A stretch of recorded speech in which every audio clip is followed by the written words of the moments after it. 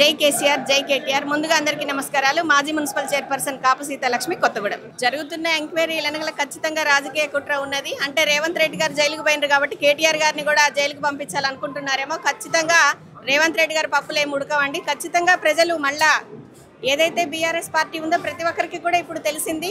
మేము అనవసరంగా ఓటు వేసి గెలిపించుకున్నాం అట్లాంటి దొంగకని కూడా అంటా ఉన్నారు. కాబట్టి రానున్న రోజుల్లో ఖచ్చితంగా ఎన్ని వారు కోతి చేష్టలు చేసినా కూడా రానున్నదైతే ఖచ్చితంగా బీఆర్ఎస్ ప్రభుత్వం అని ఖచ్చితంగా చెప్పగలుగుతున్నాను. సో ఇప్పుడు జరుగుతున్న ఎంక్వైరీల వల్ల బీఆర్ఎస్ ప్రభుత్వానికి ఎటువంటి ప్రభావం ఉండబోతుందని మీరు అనుకుంటున్నారు? అసలు ప్రభావితం అన్నది లేనే లేదండి. ఎందుకంటే ప్రభావితం అన్నది అసలు లేనే లేదు. ఎందుకు అని అంటే ప్రతి ఒక్కరు కూడా చూస్తూ ఉన్నారు ఇక్కడ ఏం జరుగుతూ ఉన్నది అన్నది. ఫస్ట్ హరీష్ రావు గారు, తర్వాత కేటీఆర్ గారు, తర్వాత కవిత, అందరి మీద కూడా వారు ఇచ్చిన హామీలు నెరవేర్చకుండా ఇచ్చిన 6 గ్యారంటీలు చెప్పారు. ఏ ఒక్కటి కూడా కరెక్ట్గా చేయలేదు.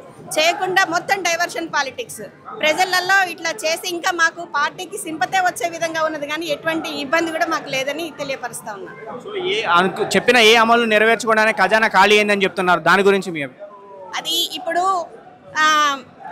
ఈరేస్ ఉన్నది, ఫార్ములా ఈరేస్ ఉన్నది. వారు పైకి వెళ్ళారు, పెట్టుబడులు తీసుకొచ్చారు. దాని మీద ఈ రోజున నోటీసులు ఇచ్చి ఇట్లా చేశారు. వారికి అసలు పైకి వెళ్ళి పెట్టుబడులు తీసుకొచ్చే తపనే వారికి లేదు కదా. వారే చెప్తా ఉన్నారు కదా, ముఖ్యమంత్రి రేవంత్ రెడ్డి గారు ఏమంటా ఉన్నారు, నన్ను ఒక దొంగలాగా చూస్తూ ఉన్నారు, చెప్పులు ఎత్తుకపోతానని అంటా ఉన్నారని రేవంత్ రెడ్డి గారే చెప్తా ఉన్నారు. ఇంకా వారికి పెట్టుబడులు ఇచ్చేవారు ఎక్కడ దొరుకుతారు? ఇంకెప్పుడు అభివృద్ధి అవుతుంది? సో వాళ్ళు ఈ అమలు చేయలేకే దానివల్ల దాన్ని కప్పిపుచ్చుకోవడానికి ఇలాంటివి చేస్తున్నారని అంటున్నారు. దాని మీద మీ అభిప్రాయం?